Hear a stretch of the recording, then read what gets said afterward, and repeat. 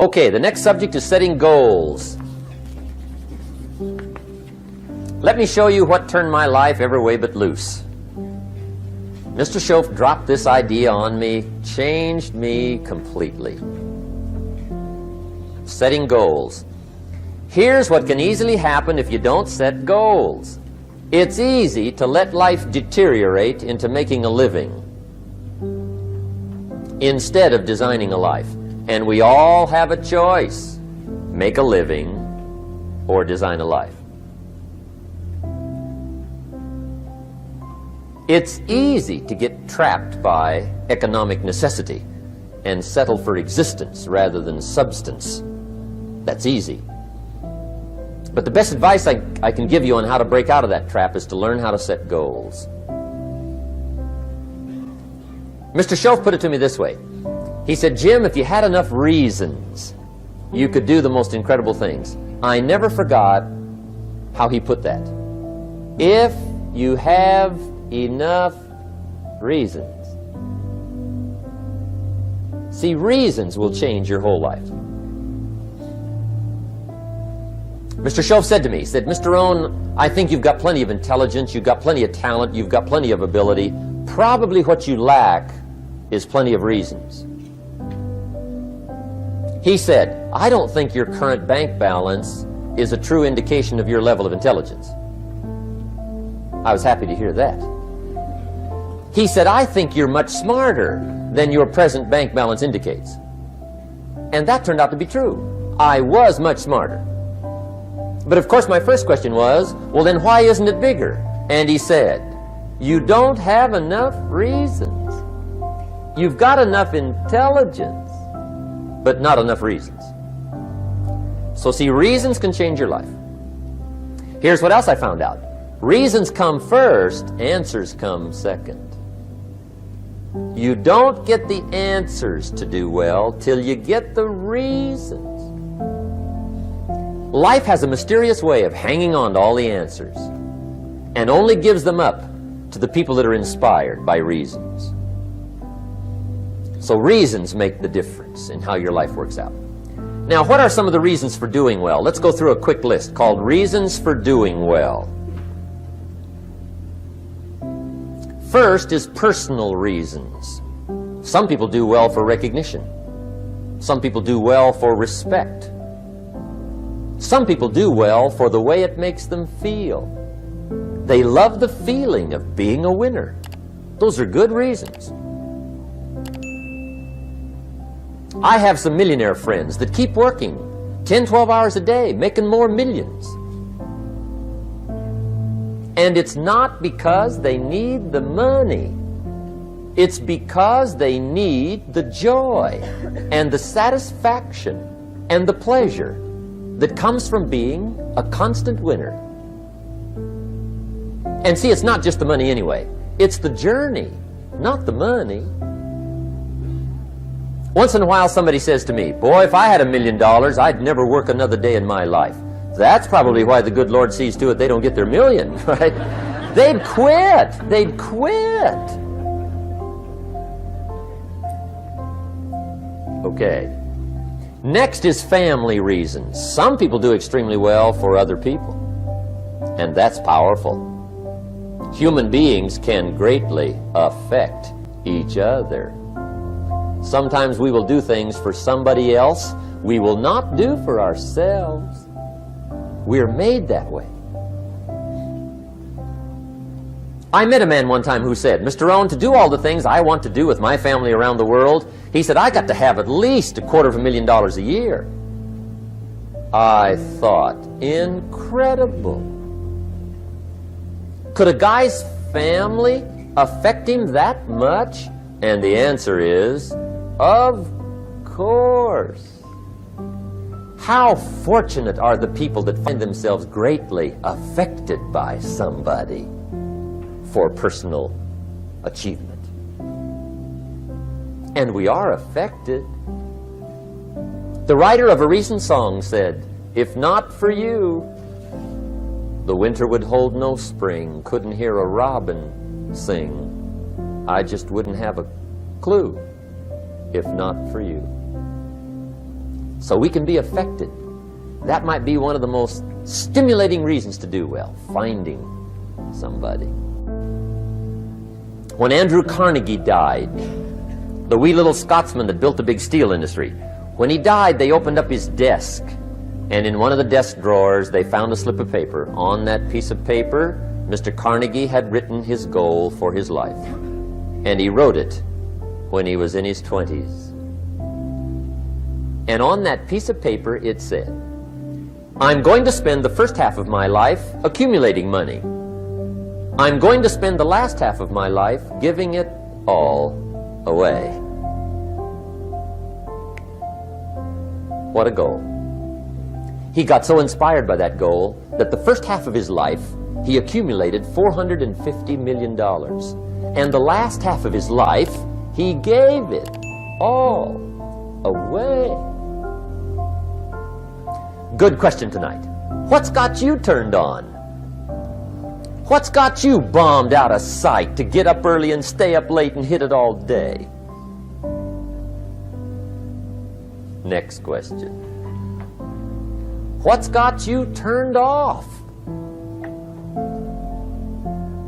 When I found the answers to those two questions, my life exploded into change. I finally found out what had me turned off, and I got that cured. And then I got me a long enough list of reasons to turn me on. And once the lights went on for me, age 25, they've never gone out. I've fallen out of the sky a few times, but I've never lost that drive to make something unique out of my life. See, reasons altered my whole life. Now, there's another list of reasons called nitty-gritty. Hard little reasons. Sometimes those little reasons are the most powerful reasons that can change your life. Sometimes it doesn't take much. I now carry several $100s in my money clip. It's only a few $100s, but it was one of those reasons turned my life around. Just before I met Mr. Schoaf, I heard a knock at the door. I go to the door, and there's a little girl standing there about this tall selling Girl Scout cookies. And she gave me one of the finest sales presentations I've ever heard. Special deal, several flavors, this whole package of stuff, $2. And with a big smile, she very politely asked me to buy.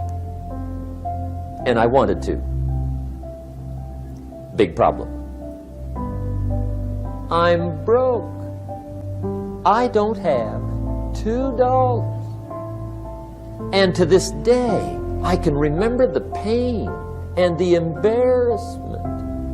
I'm a father, I'm a husband, I've been to college, I'm working, I'm 25, I don't have $2. And I didn't want to tell her that for some reason. So I did what I thought was next best. I lied to her. I said, hey, look, I've already bought lots of Girl Scout cookies. I've still got plenty stacked in the house, which was not true. But it seemed to get me off the hook for the moment. She said, well, gosh, that's wonderful. Thank you very much. And she went away. When she left, I closed the door, and that was the day I said to myself, I don't want to live like this anymore. I've had it with lying, and I've had it with being broke.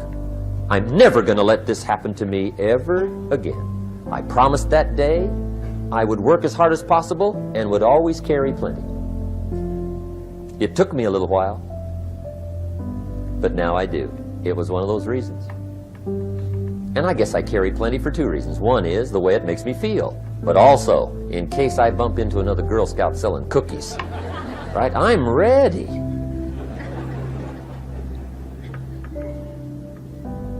I walked out of the Bank of America one time up in Saratoga, California, where I used to live. Two little girls selling candy right outside the bank. Good place. Like some girls' organization they're working for, right? I come walking out of the bank.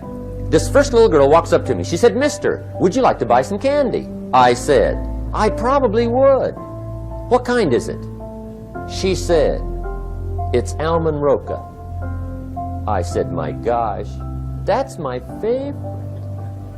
She said, wonderful. I said, how much is it? She said, it's just $2. I thought, incredible. I said, how many boxes of that candy have you got? She said, 5. And her little friend was standing there. She was selling candy too. I said, how many boxes have you got? She said, I've got 4. I said, that's 9. I'll take them all. They said, really? I said, yeah, it's my favorite. I've got some friends. I'll pass them around. They got so excited, put all this candy together. I reached in my pocket, gave them the $18. When I've got the candy and they've got the money, that first little girl looks up at me. She says, Mister, you are really something. How about that? Can you imagine only spending $18 and have somebody look at you in the face and say, you are really something?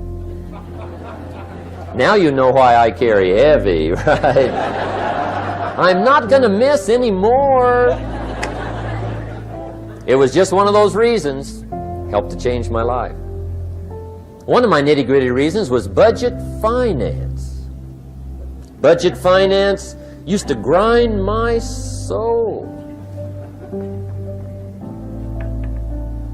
Way back in those early days, I had fallen for one of those consolidation loans, where you take all your little hard-to-pay bills, put them into one big impossible-to-pay bill, right?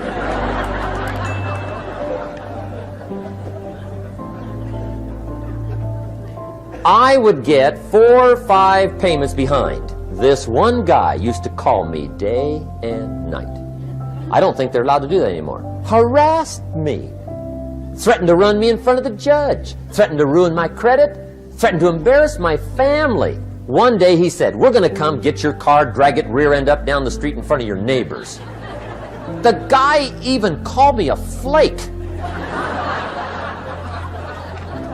And back in those days, I'm broke, I'm pitiful, there's nothing I can do about it. But I never forgot how the guy treated me. And when I met Mr. Shoaf and I got my life straightened out and the money started to flow, that was one of my first projects, budget finance. I poured it on day and night. I finally put all the money together I owed him, which was considerable. I picked a day for the payoff. And when the payoff day came, I put the money in small bills in a big briefcase. And I walked into the budget finance office on Wilshire Boulevard in Los Angeles. The guy who harassed me so often, his desk was about 3 back. I walked right up to his desk, startled him. He wondered what I was doing there. It was the first time I'd been there since I'd borrowed the money, right? Without saying a word, I opened up this briefcase, dumped this pile of money all over his desk. I said, count it. It's all there. I will never be back. And I turned around and stormed out. Now, that might not be noble, but if you haven't tried it, you've got to one time.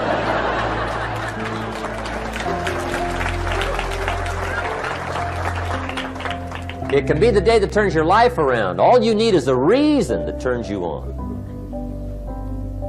One of my dear friends, Robert Depew, Bobby used to be a school teacher in Lindsay, olive capital of the world. Bobby taught school several years, got a little weary teaching school. One day decided he wanted to get into sales. So without telling anybody, he just up and quit his job teaching school and jumped into sales. When he did, his brother made fun of him, laughed at him, put him down, said Robert's lost his mind. Had a good job teaching school, now he thinks he's a salesman. He's going to go down the drain, lose everything. Just put him down something fierce. Bobby said, the way my brother acted when I got into sales, he said that made me so mad. I decided to get rich. And my question for you tonight is, Is it possible to get that mad? Of course. Wealth is not a matter of intelligence. It's a matter of inspiration. Today, Robert happens to be one of my millionaire friends. Bobby's rich.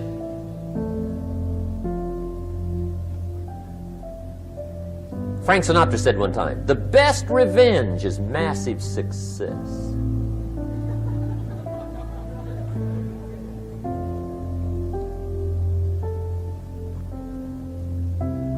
Hey, get you a long enough list of reasons so that after tonight you never lack for inspiration. You might not have all the answers right away, but you can get the answers if you can get the reasons. Now let me give you a little simple formula for goal setting. Okay? We take 2.5 hours on the weekend for the whole 10-year plan. We don't have time for that tonight. But let me get you started with a little simple formula Mr. Schoaf gave me. And maybe this will be helpful. First of all, I've divided goals into 2 parts. First is long range. Long range goals. That's your dreams. Your dreams for the next 3, 5, 10, 20, 30, 40 years. Actually, the rest of your life. Your dreams. You've got to keep dreaming. Ronald Reagan, president, said to the joint session of Congress a few weeks ago, the Republic is a dream. And if we don't keep dreaming, we will lose the Republic. Your better future is a dream for yourself and for your family. Where do you want to go? What do you want to do? What do you want to be? What do you want to see? You've got to dream dreams. There's a Bible phrase that says, without dreams and visions, people perish. You've got to have something to go for that inspires the heart and the soul. Dreams. From the children of Sanchez, it says, take the crumbs from starving soldiers, they won't die. Take the bread from hungry children, they won't cry. But without dreams, we all will die. You've got to dream. Don't lose your dreams. For yourself, for your future, for your family. The dreams of love and enterprise and travel and doing things. Becoming something unique on your journey here. Don't lose your dreams. Do some dreaming. That's long-range goals. You've got to have those. So that's number 1. Here's the second part of goals, short range.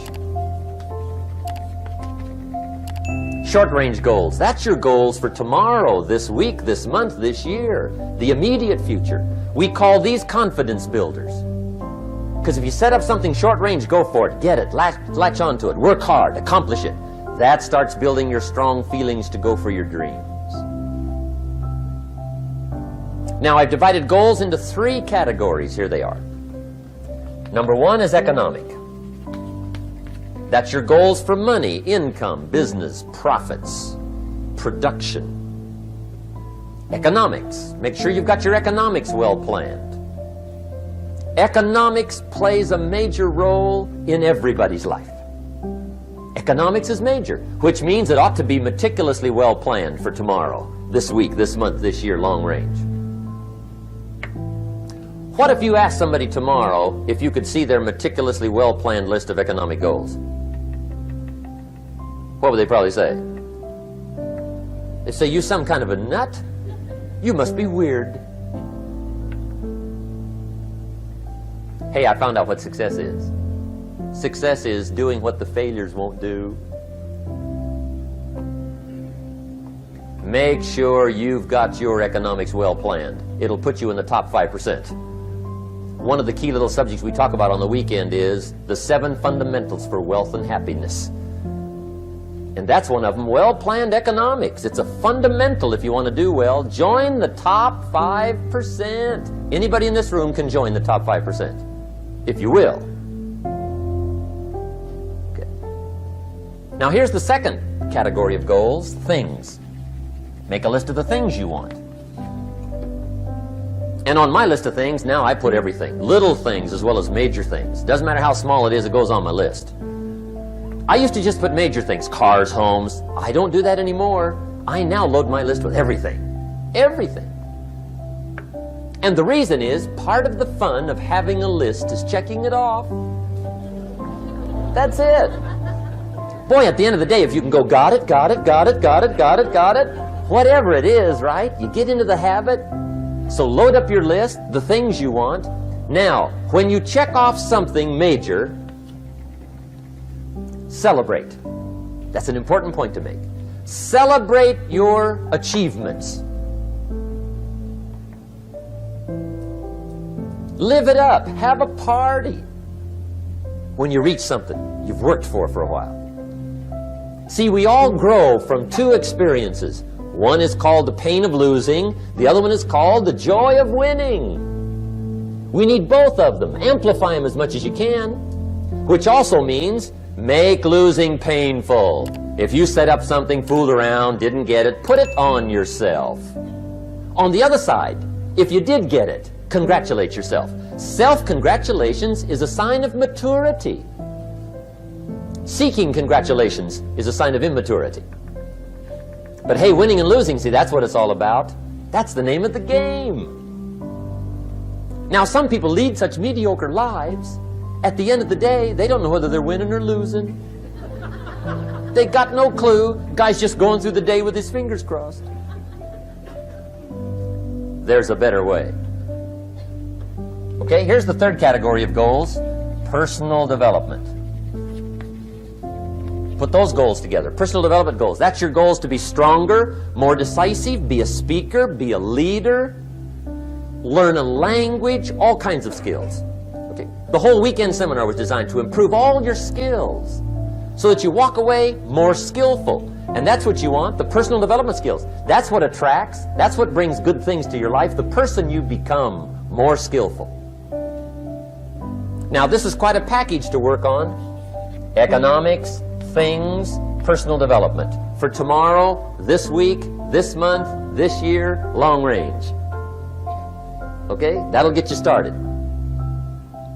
Now, here's the simple formula for setting goals. It goes like this. A, work on your goals.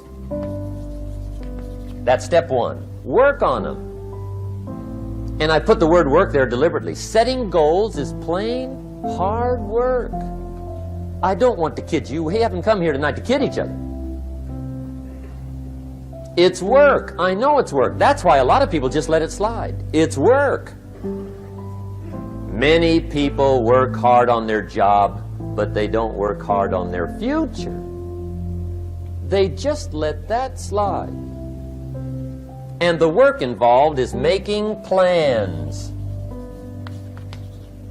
I know most people don't. I understand that, but don't let that be you. Guy says, well, yeah, you work where I work, but the time you struggle home, it's late. You got to eat a bite of supper, watch a little TV, get to bed. You can't sit up half the night. Plan, plan, plan. And the guy's behind. Good worker, hard worker, sincere. But you got to be better than sincere, working hard. You got to be better than a good worker. You got to be a good planner. Somebody once wisely said, the people who fail to plan are planning to fail. Well said. So work on your goals. Here's step 2. Write your goals down. That's so important. I teach my staff around the world, put your goals in your journal. Because one of the major people you want to study is yourself. So here's the list of goals I put together 3 weeks ago. Here's the list of goals I put together 2 years ago. Here's some of the changes I made, rearrangement of my priorities. I scratched these off, I put these on, I've gotten these. Study your accomplishments, study what your desires are. Put them on paper, write them down. Here's another reason for writing your goals down. It shows you're serious about doing better. And to do better, you gotta get serious. You don't have to be grim, but you must be serious. Everybody hopes things will get better. Everybody hopes. Poor people hope. That ought to tell you something. It means the future does not get better by hope. It gets better by plan. I used to have the affliction called passive hope. It's an affliction.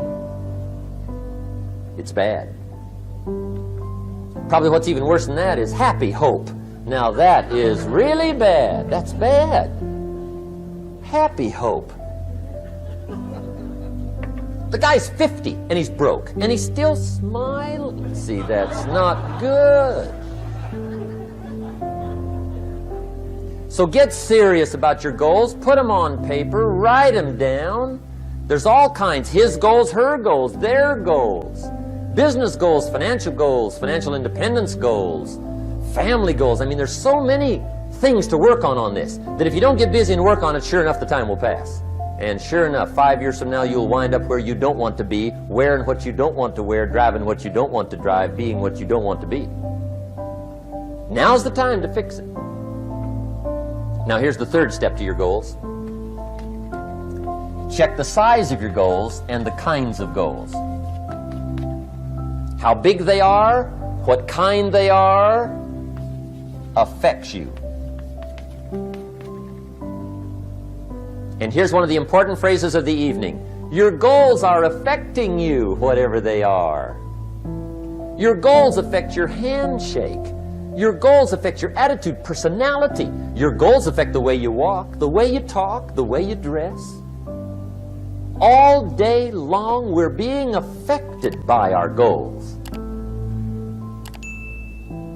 Now, some people have goals, but they have such lousy goals.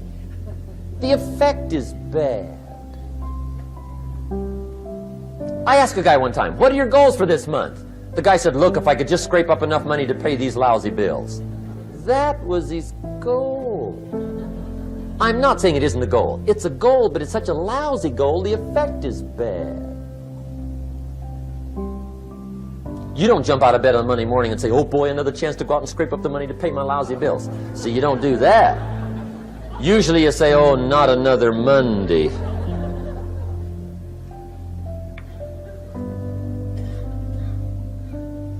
And some people have so given up on life, they have joined the thank God it's Friday club. How sad. Surely those are the same people, when life is over for them, will say, thank God it's over.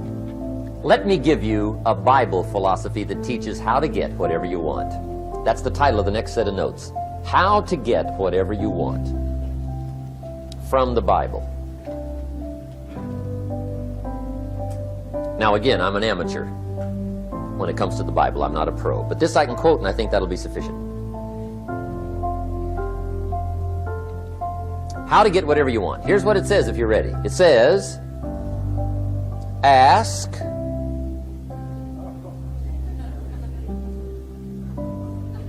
that's it. End of notes. Ask. If there's one art in life to learn extremely well, that's got to be one of them. The art of asking. What does ask mean? Ask means, what do you want?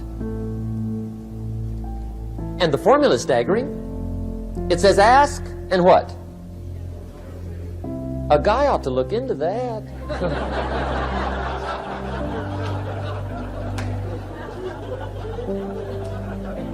He says, yeah, but you work where I work. By the time you struggle home, it's late.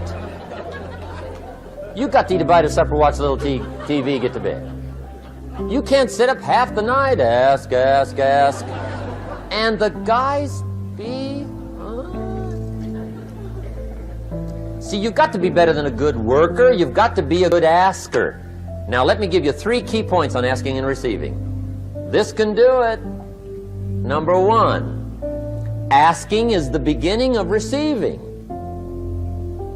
Asking starts a unique process. mental and emotional. I don't even know how it works. All I know is it works. It's like pushing a button and all this machinery starts working. I don't know how. It just works. There's a lot of things you don't need to know how. Just work them. Some people are always studying the roots. Others are picking the fruit. I mean, it depends on what end of it you want in on. Asking is the beginning of receiving, so start the process. Here's number 2. Receiving is not the problem. Receiving is automatic.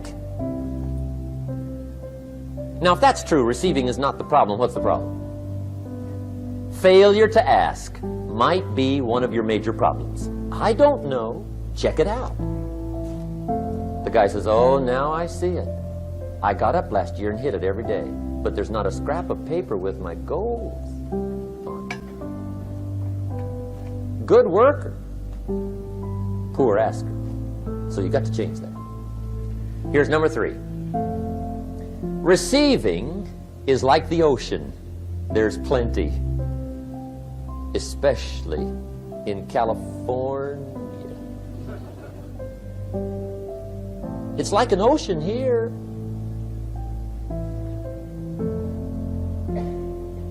Success is not in short supply. It isn't rationed, and you stepped up to the window and it was all gone. No, no, no. It's like an ocean here. Now, if that's true, what's the problem? Well, some people go to the ocean with a teaspoon. Have you got the picture? See, what you want to do in view of the size of the ocean is trade your teaspoon for at least a bucket, and you'll look better down at the ocean. Kids won't make fun of you, right? Okay. Now, there's 2 ways to ask, and we'll wrap up goal setting. 2 ways. Here's number 1. Ask with intelligence. It didn't say ask intelligently, but I'm sure it meant that. Don't mumble. You don't get anything by mumbling. Be clear. Be specific. Intelligent asking means how wide, how high, how soon, when, what size, what color, how much. Define what you want and describe what you want. That's powerful. In the weekend seminar we teach, goals become like a magnet. They pull you that direction. And the better you describe them, the more they pull. So ask intelligently. Here's number 2. Ask with faith. That's the childish part of the equation. Believe you can get what you want like a child. Not an adult. Adults are too skeptical. So the formula really reads, make plans like an adult and believe in them like a child. And the most incredible things will happen. Just try it for 90 days. Just try it. You can always go back to the old ways. Just try it. Just 90 days, 90 days. Now here's the last qualifying phrase on goal setting, as we promised to qualify everything. And it simply goes like this. Remember, you won't get everything you want. And we've already studied the reason for that. Simply, sometimes it hails on your crop and rains on your parade. It's that kind of planet. So you won't get everything you want, but if you will work this goal-setting formula, you can get plenty for wealth and happiness.